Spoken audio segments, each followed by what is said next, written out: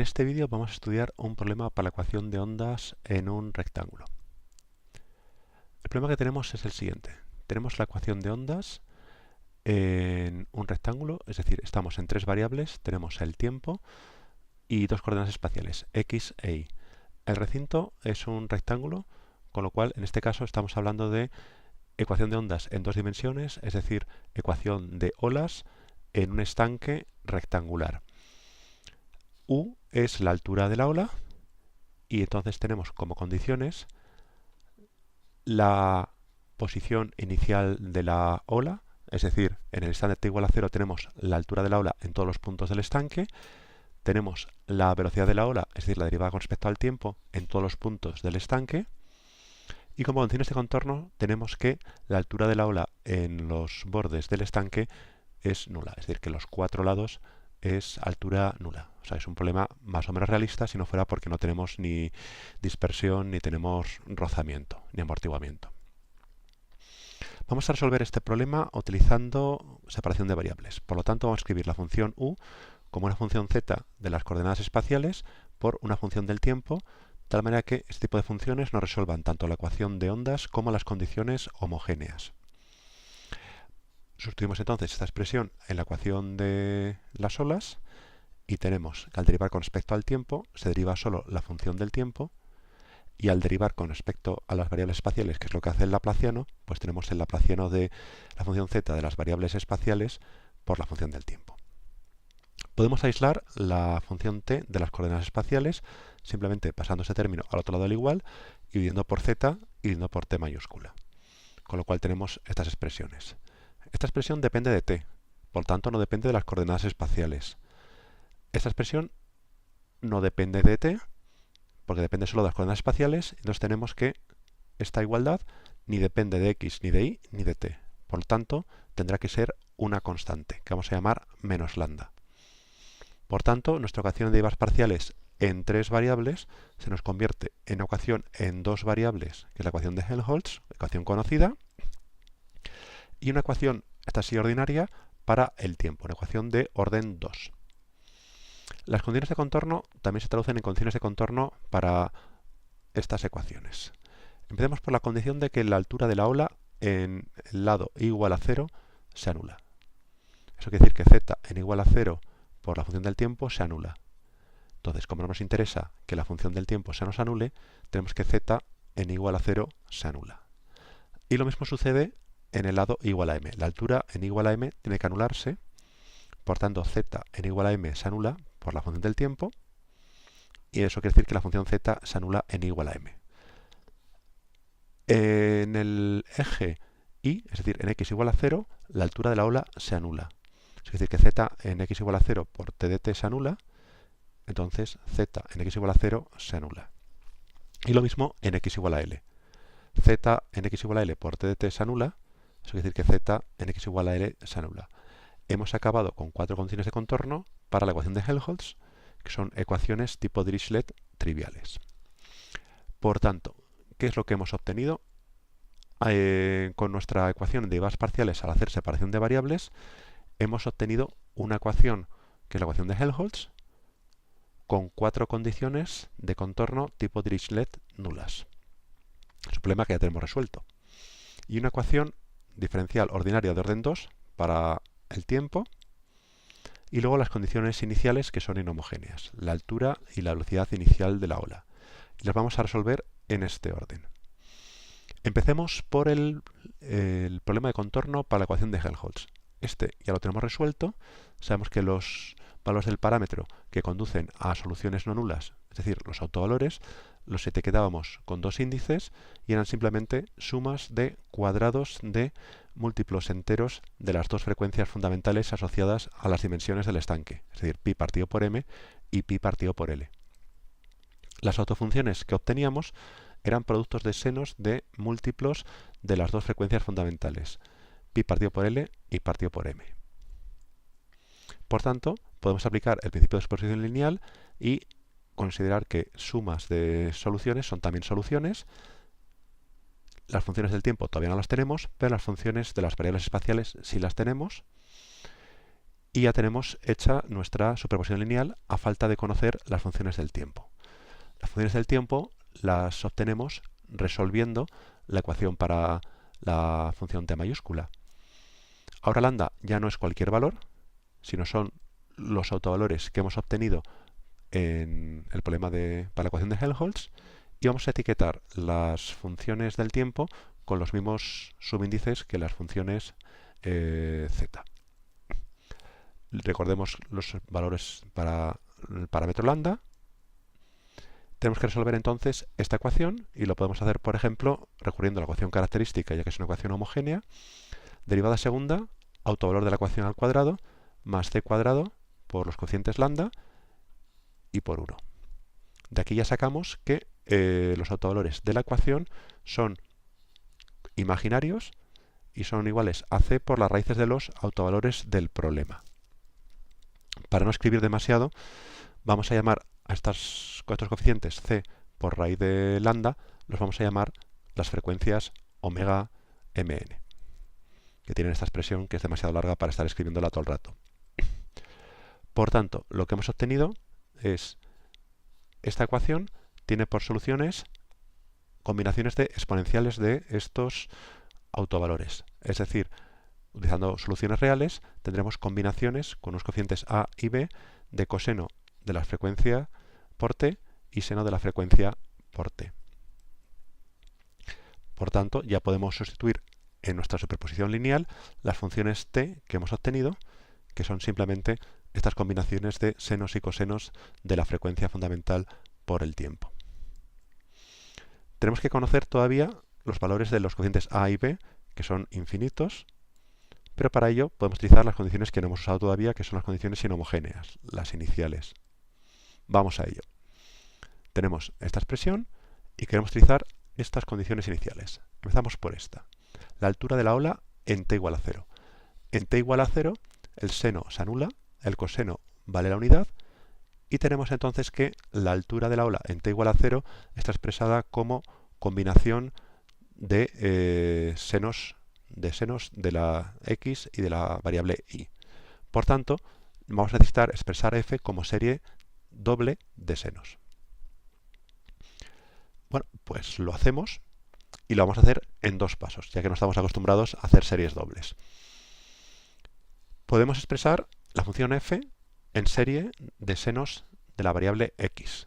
Lo podemos hacer, como hemos hecho siempre, por proyección, y la única diferencia es que los cocientes f sub n que teníamos, pues ahora van a depender del resto de variables, que en este caso es la variable y. Los coeficientes los tenemos, ya digo, por proyección, es decir, integrando con los senos de la variable x. Y ahora tenemos que esta expresión la tenemos igualada a una serie de senos de y, con lo cual nos están pidiendo que estas funciones fn las desarrollemos en senos de y. Pues lo que vamos a hacer, vamos a expresar estas funciones en serie de senos en y, con lo cual cada función fm tendrá unos cocientes cada función fn tendrá unos cocientes fm por los senos de mpi y partido por m, y los subimos aquí arriba, estos coeficientes que obtenemos en esta serie. Y ya tenemos igualada nuestra expresión incógnita en la que no sabíamos los coeficientes a, que los teníamos como una serie doble de senos, y la tenemos expresada en relación con la función f, que hemos expresado como una serie doble en senos. ¿Cómo obtenemos estos cocientes? Pues como siempre, integrando las funciones fn de y con los senos correspondientes en la variable y. Por tanto, lo que vemos es que los coeficientes de esta serie doble se obtienen por doble proyección, es decir, como integrales dobles con seno de la variable x y seno de la variable y. Bien, pues ya tenemos lo que queríamos. La serie doble con cocientes desconocidos la tenemos igualada a una serie doble con cocientes conocidos, ya que f es la altura inicial de la ola. Comparamos estas expresiones y los coeficientes tienen que ser iguales porque los desarrollos de Fourier son únicos. Por tanto, ya tenemos que los coeficientes desconocidos a son iguales a los cocientes f de la serie de Fourier del dato inicial, de la altura inicial de la ola. Con lo cual ya tenemos la mitad de los coeficientes. Nos faltan los demás. Los coeficientes b. Los coeficientes b los vamos a obtener utilizando la otra condición, la que nos da la velocidad inicial de la ola, dada por una función g. Pues hacemos el mismo tipo de procedimiento, pero ahora necesitamos la velocidad de la ola, para lo cual tendremos que derivar esta expresión con respecto a t. La derivada del coseno es el menos seno, la derivada del seno es el coseno, y ya estamos en condiciones de utilizar esta condición en t igual a 0. En t igual a 0, el coseno vale la unidad, el seno vale 0, con lo cual ese término desaparece. Entonces tenemos solo esta expresión. Tenemos la función g igualada a una serie desconocida, una serie doble en senos de la variable x y senos de la variable y. Por lo tanto, nos están pidiendo que desarrollemos en serie doble de senos la función g. Pues para ello, ¿qué es lo que hacemos? Hacemos la serie de Fourier doble de la función g en senos de x y senos de y, y ya sabemos cómo obtener estos coeficientes, que es por proyección con las autofunciones seno. Es decir, haciendo integrales dobles con la función seno de la variable x y las funciones seno de la variable y. Y ya tenemos lo que queríamos. Nuestra incógnita, que era esta serie de la cual desconocemos los coeficientes b, igualada a una serie conocida cuyos coeficientes g acabamos de obtener. Como estas series son iguales, los coeficientes habrán de ser iguales, y de aquí podemos despejar que los coeficientes b son los coeficientes g dividido por las frecuencias omega mn. Por tanto, ya tenemos aquí todos los ingredientes, ya tenemos todos los coeficientes identificados, los coeficientes b. Resumiendo entonces, ya tenemos la solución del problema. Teníamos la ecuación de las olas en un estanque rectangular, olas no forzadas, es decir, no tenemos término de fuerza. Conocemos la altura inicial de las olas en todos los puntos del estanque, la velocidad inicial de las olas en todos los puntos del estanque, y las condiciones de contorno eran que las olas tenían altura nula en los lados del estanque. Y lo que hemos obtenido es que la solución en forma de serie doble de senos de x y senos de y, tenemos unos coeficientes que son combinaciones de senos y cosenos de unas frecuencias que obteníamos de esta manera. Y los coeficientes de estas expresiones son simplemente los coeficientes de Fourier de las series dobles de la altura inicial de las olas y la velocidad inicial de las olas en series de senos en x y senos en y. Vamos a aplicárselo a un ejemplo concreto. ¿Qué tenemos en este caso?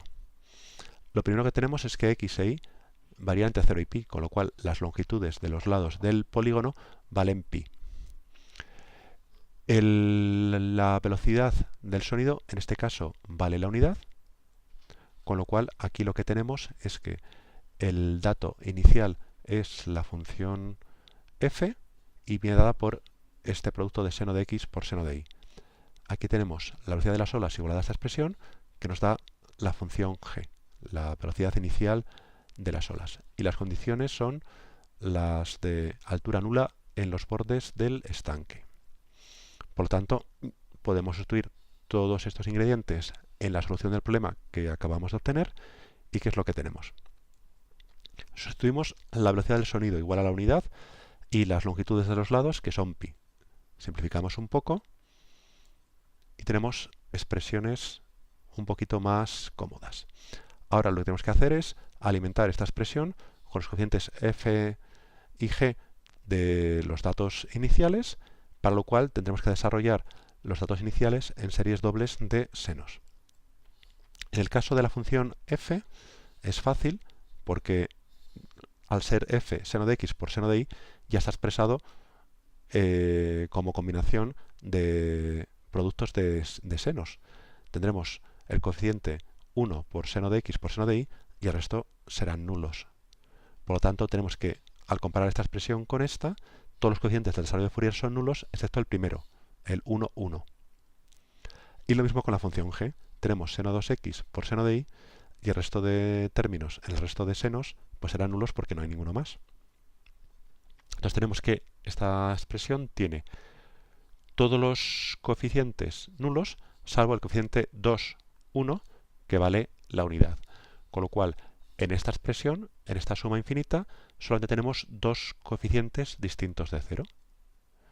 que son el coeficiente f11, que es la unidad, por seno de 1x, seno de 1y, y aquí tendremos coseno de la frecuencia, que es raíz de 1 al cuadrado más 1 al cuadrado, raíz de 2 por el tiempo. Y de esta expresión solo tiene un término distinto a 0, que es el coeficiente 2, 1, con lo cual tenemos seno de 2x por seno de y, seno de la frecuencia, que es 2 al cuadrado más 1, 5, con raíz de 5, y también nos aparece en el denominador, con lo cual tenemos esta expresión de aquí, que es la solución de nuestro problema. Vamos a aplicarlo, vamos a verlo de una manera más gráfica. Esta es la posición inicial de la ola. Vemos que, visto desde el lado x, desde el lado y, tiene forma de seno. Y vamos a ver cómo evoluciona esto. Pues vemos que va oscilando, y esa oscilación que vemos por aquí se debe a que tenemos aquí el seno de 2x. Vamos con otro ejemplo. En este caso, fijaros que la ola está acotada en un cuadrado en el centro del estanque. Tenemos que en este cuadrado la altura de la ola es unidad, y fuera de ese cuadrado tiene altura 0. Aquí en este caso sería más difícil hacer las cuentas, podéis hacerlo vosotros, y la velocidad inicial de la ola es nula. Pues vamos a ver lo que sucede en este caso. Pues vemos que la ola se dispersa, choca contra los bordes, y tenemos luego ya olas en el resto de los puntos del estanque.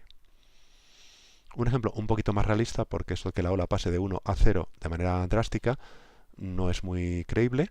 Tenemos una ola que, vista desde el lado de las x y desde el lado de la y, tiene un perfil gaussiano, es forma de campana de Gauss vista desde todos los lados.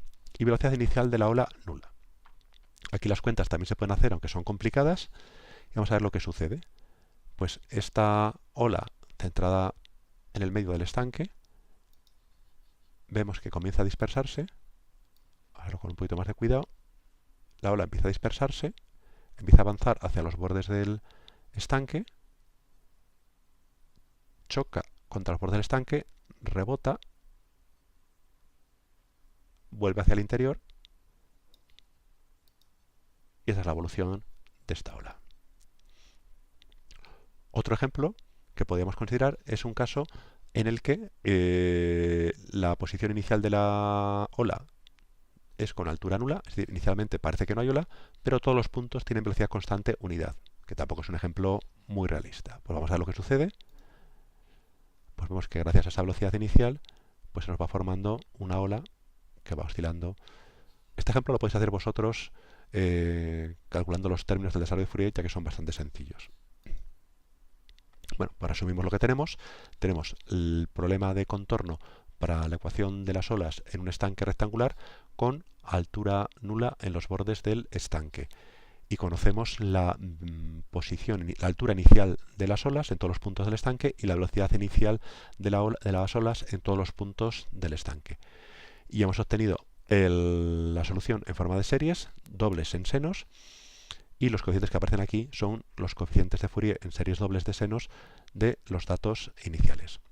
Ahora os propongo que resolváis este mismo problema, pero con condiciones de flujo nulo en los bordes del estanque. Evidentemente lo que vamos a obtener son series en cosenos en vez de en series en senos, como podemos imaginar.